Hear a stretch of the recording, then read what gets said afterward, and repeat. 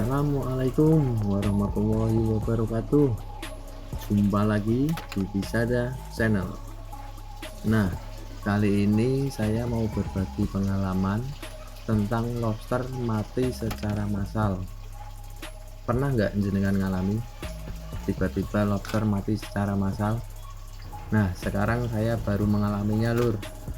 Dimana setiap hari lobster saya mati secara beruntun atau secara massal. Itu pun enggak 3 atau 5 ekor ya, lur.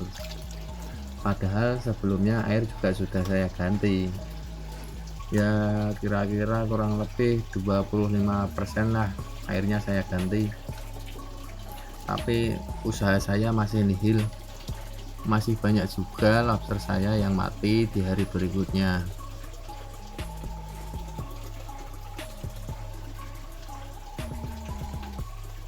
Tiap hari saya jadi mikirin lobster, kok bisa ya? Dan ada apa dengan lobster saya? Namanya aja pemula, lur. Ya mungkin saya harus banyak belajar atau memahami lebih banyak tentang bagaimana cara dan apa yang harus diperhatikan dalam berbudidaya lobster. Di hari berikutnya ternyata masih banyak yang pada mati. Itu pun sudah saya ganti air untuk yang kedua kalinya. Air saya ganti lebih banyak dibanding hari sebelumnya. Akhirnya saya ingat, setelah saya pikir-pikir, ternyata awal penyebab utamanya 3 hari saya luar kota alias nggak di rumah.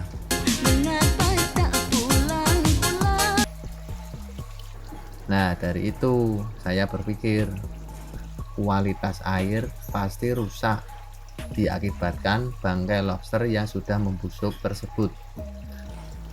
Akhirnya saya pastikan jelas kalau air di kolam susun saya sudah terkontaminasi bangkai, alias air di kolam menimbulkan racun.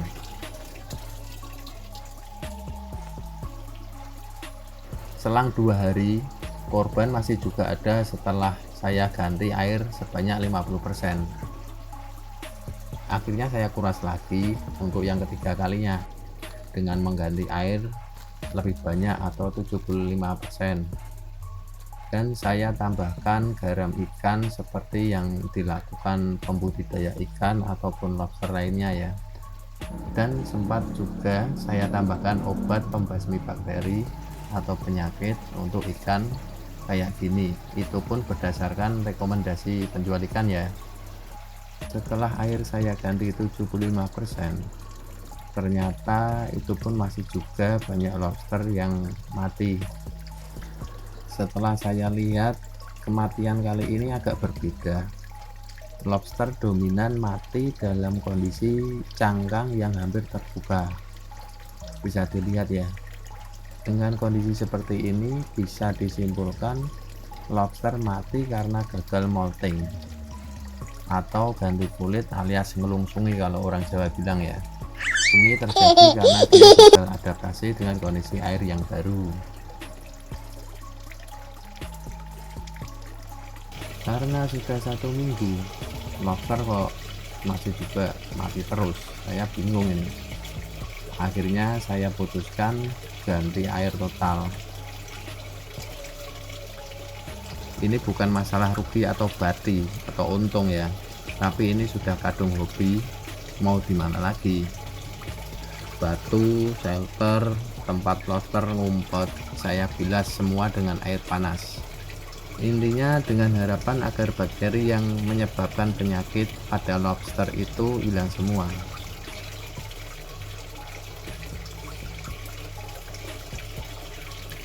Chamber filter saya kuras karena juga sudah kotor, minta ampun ini kotornya. Rasa jengkel, gonduk, mangkel, dan sedih dikit sih. Wis pokoknya campur aduk. A few moments later. Karena pengalaman itu penting. Kalau tidak ada kejadian seperti ini, kapan kita bisa tahu kendala berbudidaya lobster?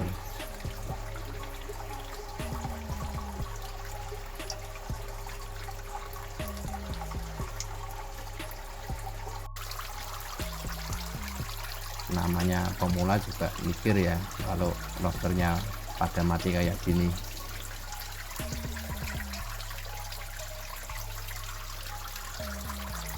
Ya mungkin saya harus banyak belajar atau memahami lebih banyak tentang bagaimana dalam berbudidaya lobster.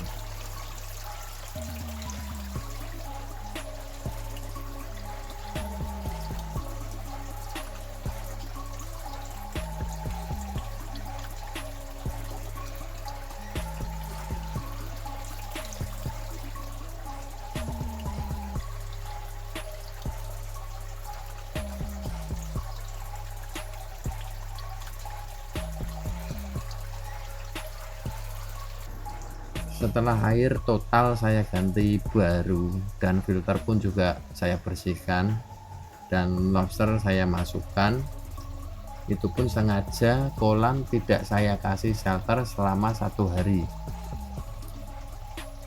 Itu bertujuan supaya lebih mudah kalau nanti semisal ada yang mati, jadi nggak repot ngambilin atau buka satu persatu shelter tempat mereka ngumpet. Ya pokoknya bismillah, semoga aja tidak ada lobster yang mati lagi.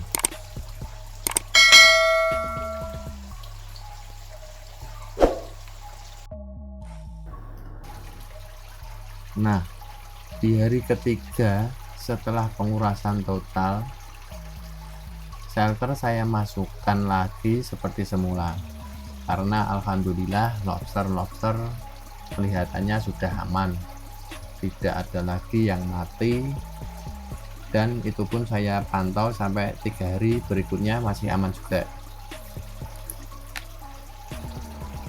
Nah, dari kejadian ini, air adalah faktor utama dari masalah kematian massal, dan itu pun saya simpulkan berdasarkan kejadian dan pengalaman yang sudah saya alami.